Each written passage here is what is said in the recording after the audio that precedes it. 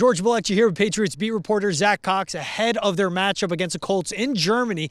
Zach will be traveling there, but plenty of news breaking today. We're finding out that Jack Jones and J.C. Jackson were benched on Sunday due to missing curfew Saturday night before the game at the team hotel. Even bigger news, J.C. Jackson told to stay away from the team this week and next week through the bye, hoping to return after with a fresh start. Zach, that's big, not just for the team on the field, because he's their best cornerback right now, with Christian Gonzalez, of course, done for the year, but also the locker room as a whole. What's your read on the situation with J.C. Jackson told to basically stay home, and in 2 weeks we'll figure things out?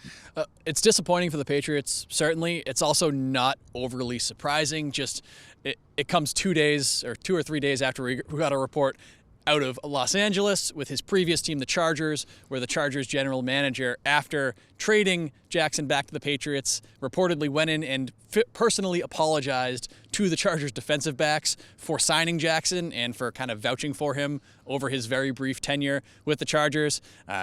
The issues with him there is taking coaching, reportedly was lazy, just reportedly didn't really gel with the team culture whatsoever. And then it seemed like he was on a pretty good track after coming back here. But less than a month after that trade, he's now benched for one game, won't play in this Germany game. We'll see if he can get things back together after the bye, but it's certainly not a good position for the Patriots to be in, especially because their cornerback group seemed to have kind of solidified even without Gonzalez. You have Jonathan Jones in there, J.C. Jackson, Jack Jones, Miles Bryant. That's a pretty solid group, but with now Jackson out, and we don't know what the deal is yet with Jack Jones, Patriots are basically right back to square one with that.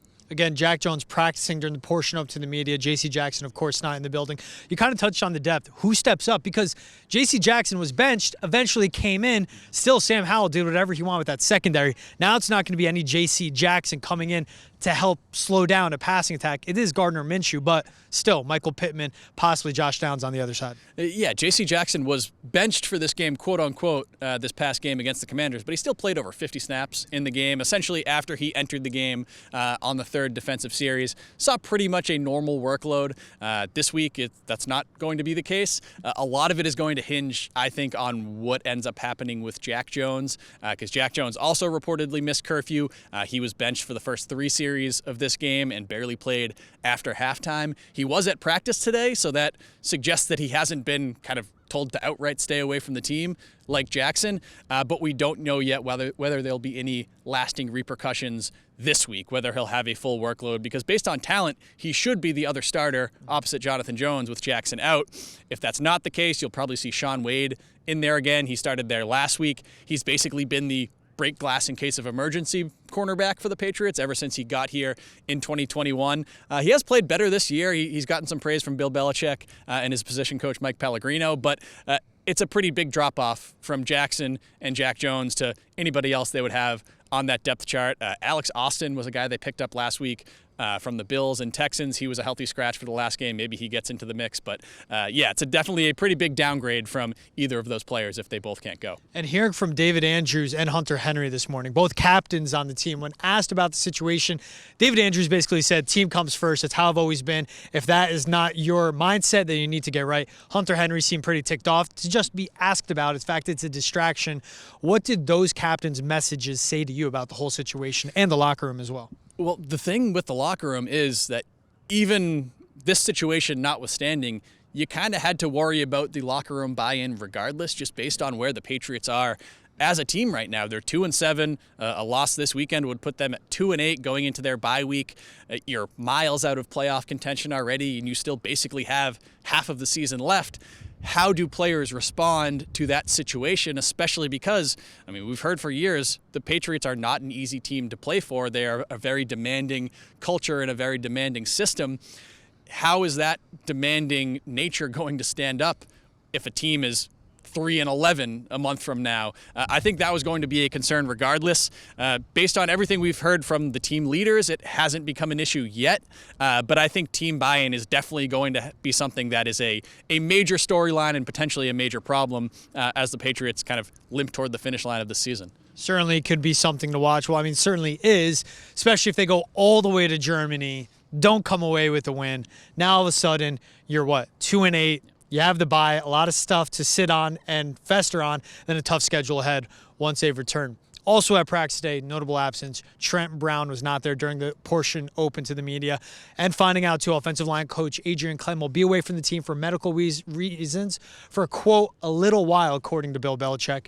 What happens from here from up front? Because Trent Brown, I've said it before, you've said it to me, we've said it since training camp, most important player up front. But also, what do you do moving forward without your head offensive line coach and your best offensive lineman? Yeah, the Adrian Clem situation is certainly going to be something that we'll be closely monitoring in the coming weeks here.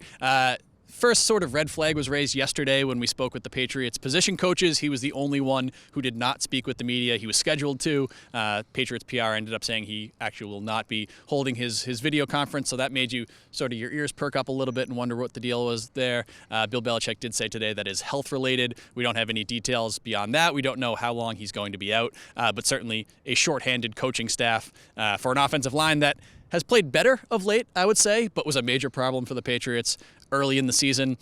With Trent Brown, it's going to be interesting because he was clearly limited in the Miami game a couple of weeks ago. We saw him in the locker room. He was laboring. He was limping around. Didn't play against Washington the other day. With the bye week coming up, if he's not totally healthy, maybe you just say, all right, sit for this game. Don't make it worse. Take the bye week off. Come back fully healthy after that. I wouldn't be surprised if they take that course of action. But if you don't have Trent Brown in there, you're missing probably your best offensive lineman. We saw Connor McDermott fill in there in this last game. I thought he played reasonably well. He allowed that one sack that got canceled out by the roughing the passer penalty, but he was not a disaster. I think he earned himself another start there, but you're going to be seeing a better Colts defensive line in this game than what they saw against Washington, who had just traded away its two best pass rushers. So it seems like nothing can go right for this Patriots offensive line this season, and these are certainly two big issues that they're going to have to deal with now. Worth pointing out, Mac Jones, you said it, there's a roughing the passer penalty that negated a sack. Still, take it away. Wasn't sacked once, I believe hit just twice against the Commanders. Vast improvement, especially when you throw the ball 44 times as they did, but he still didn't pass the ball that well. Finally, Zach, so much to unpack, but they're going to be in Germany. You're eventually flying out there. What has Bill Belichick and the players shared so far when it comes to the preparation, time change, prep change, of course, scenery, different field, all that in between? Well, different teams take different approaches to games like this. You saw the first Germany game was last week between the Chiefs and the Dolphins. The Dolphins flew out early in the week on Monday, I believe. The Chiefs didn't fly out until around Thursday, so they took the same kind of schedule that the Patriots took. The Colts are also doing the same. They are flying out tomorrow. Both teams are going to practice over there on Friday ahead of their game on Sunday. I don't think there's a way to fully prepare your body to play a football game 6 hours ahead in that small of a time frame, but at least both teams are going to be on the same kind of body clock schedule. The Patriots have moved some things around this week to account for that. Mac Jones said he's already taken steps to kind of prepare his body the right way. He's changed up his sleeping schedule a little bit this week. The Patriots are also holding some additional logistical type meetings today just to make sure they're all on the same page, because there are obviously a lot of considerations going over there between passports and travel and just things that you don't have to worry about for a typical NFL game. But I think the big thing is that both teams are going to be on the same kind of framework, the same schedule. It's not a case where, oh, this team has already been here for 3 or 4 days. Maybe they'll be a little bit more adjusted. And even last week, the team that got there early ended up losing the game. So, yeah, definitely a lot to go into. As Bill Belichick shared himself, he said basically as much prep Wednesday, as much prep Thursday, hay in the barn by Friday, and that'll be a review day when they're out in Germany. What's a preparation for you? Extra jackets, up your beer drinking so your tolerance is higher? I'm just worried about this whole jet lag thing. I mean, I was saying earlier, I can't imagine how people have to play football going through this. I'm flying out tomorrow afternoon. I think I get in around 5 a.m. Germany time, which is about 11 p.m. this time, and then the Patriots don't practice for another 7 or 8 hours after that. So I'll probably be sleepwalking my way around downtown Frankfurt in the early morning hours of Friday. Hopefully I'm able to sleep a little bit on the flight. That's my big goal going out there. You're a coffee drinker?